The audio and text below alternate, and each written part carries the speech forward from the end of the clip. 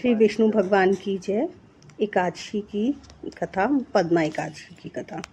युधिष्ठिर ने पूछा, केशव, भाद्रपद मास की शुक्ल पक्ष में जो एकादशी होती है उसका क्या नाम, कौन देवता और कैसी विधि है, यह बताइए। भगवान श्री कृष्ण बोले, राजन, इस विषय में मैं तुम्हें आश्चर्यजनक कथा सुनाता हूँ, जिसे ब्रह्मा जी ने महात्मा नारद से कहा था।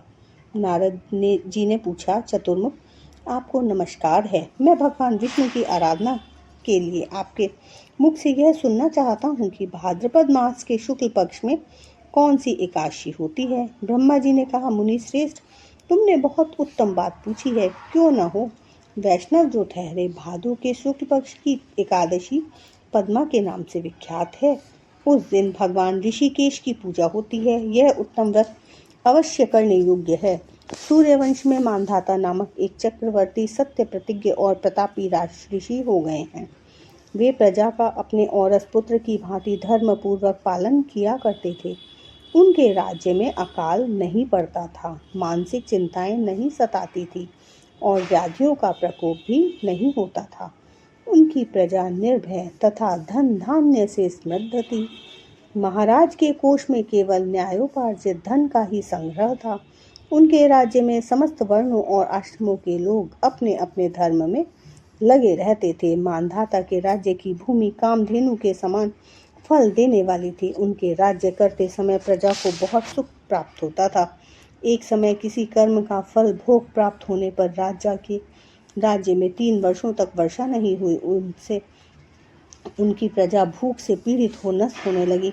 तब संपूर्ण प्रजा ने महाराज के पास आकर इस प्रकार कहा। प्रजा बोली, नृपश्रेष्ठ, आपको प्रजा की बात सुननी चाहिए। पुराणों में मनीषी पुरुषों ने जल को नारा कहा है। वह नारा ही भगवान का अयन निवास स्थान है, इसीलिए वे नारायण कहलाते हैं।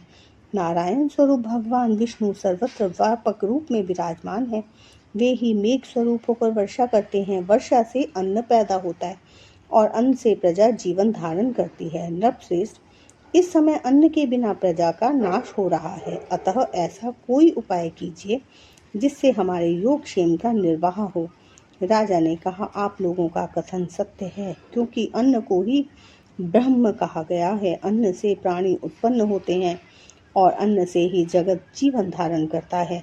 लोक में बहुधा ऐसा सुना जाता है तथा पुराण में भी बहुत विस्तार के साथ ऐसा वर्णन है कि राजाओं के अत्याचार से प्रजा को पीड़ा होती है, किंतु जब मैं बुद्धि से विचार करता हूँ तो मुझे अपना किया हुआ कोई अपराध नहीं दिखाई देता। फिर भी मैं प्रजा के हित करने के लिए प्रयत्न करूँगा। ऐसा निश्चय करके राजा मानधाता इन्हें गिने व्यक्तियों को साथ ले विधाता को प्रणाम करके सघन वन की ओर चल दिए। वहां जाकर मुख्य मुनियों और तपस्वियों के आश्रम पर घूमते फिरे। एक दिन उन्हें ब्रह्मपुत्र अंगिरा ऋषि का दर्शन हुआ। उन पर दृष्टि पड़ते ही राजा हर्ष में भरकर अपने वाहन से उतर पड़े और इंद्रियों को वश में रखते हुए दोनों हाथ जोड़कर उन्होंने मुनि के चरणों में प्रणाम किया। मुनि ने भी स्वस्ति कहकर राजा का अभिनंदन किया और उनके राज्य के 7 अंगों की कुशल पूछी। राजा ने अपनी कुशल बताकर मुनि के स्वास्थ्य का समाचार पूछा। मुनि ने राजा को आसन और अर्घ्य दिया। उन्हें ग्रहण करके जब वे मुनि के समीप बैठे तो उन्हें इनके आगमन का कारण पूछा। तब राजा ने कहा, भगवान, मैं धर्मानुकूल प्रणाली से पृथ्वी का पालन कर रहा था, फिर भी मेरे राज्य में वर्षा का अभाव हो गया। इसका क्या कारण है, इस बात को मैं नहीं जानता। ऋषि बोले, राजन, सब युगों में उत्तम सतयुग इसमें है। इसमें सब लोग परमात्मा के चिंतन में लगे रहते हैं तथा इस समय धर्म अपने चारों चरणों से युक्त होता है।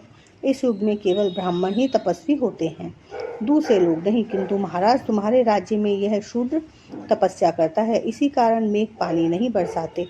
तुम इसके प्रतिकार का यत्न करो, जिससे यह अनावृष्टि का दोष शांत हो जाए। राजा ने कहा, मुनिवर, एक तो यह तपस्या में लगा है, दूसरे निरपराध है, अतः मैं इसका अनिष्ट नहीं करूंगा। आप उक्त दोष को शांत करने वाले किसी धर्म का उपदेश कीजिए। ऋषि बोले, राजन, ऐसी बात है तो एकादशी का व्रत करो। भाद्रपद मास के शुक्ल पक्ष में जो पद्मा नाम से विख्यात एकादशी होती है, उसके व्रत के प्रभाव से निश्चय ही उत्तम वृष्टि होगी। नरेश, तुम अपनी प्रजा और परिजनों के साथ इसका व्रत करो।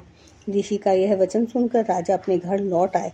उन्होंने चारों वर्णों को समस्त प्रजाओं के साथ भादो के शुक्ल पक्ष की पद्मा एकादशी का व्रत किया। इस प्रकार व्रत करने पर मेघ पानी बरसाने लगे, पृथ्वी जल से अपलावित हो गई और हरी भरी खेती से सुशोभित होने लगी। उस व्रत के प्रभाव से सब लोग सुखी हो गए। भगवान श्री कृष्ण कहते हैं, राजन, इस कारण इस उत्तम व्रत का अनुष्ठान अवश्य करना चाहिए। पद्मा एकादशी के दिन जल से भरे हुए घड़े को वस्त्र से ढक कर दही और चावल के साथ ब्राह्मण को दान देना चाहिए।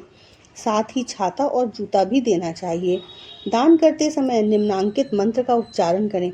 नमो नमस्ते गोविंद, बुद्ध श्रवण संज्ञक, अज्ञोग संक्षयम कृत्वा सर्व सौख्य प्रदो भव, भुक्ति मुक्ति प्रदर्श चैव, लोकानाम सुखदायकः। बुधवार और श्रवण नक्षत्र के योग से युक्त द्वादशी के दिन बुध श्रवण नाम धारण करने वाले भगवान गोविंद, आपको नमस्कार है। मेरे पाप राशि का नाश करके आप मुझे सब प्रकार के सुख प्रदान करें। आप पुण्यात्मा जनों को भोग और मोक्ष प्रदान करने वाले तथा सुखदायक हैं। राजन, इसके पढ़ने और सुनने से मनुष्य सब पापों से मुक्त हो जाता है। पद्मा एकादशी की जय। लक्ष्मी नारायण की जय।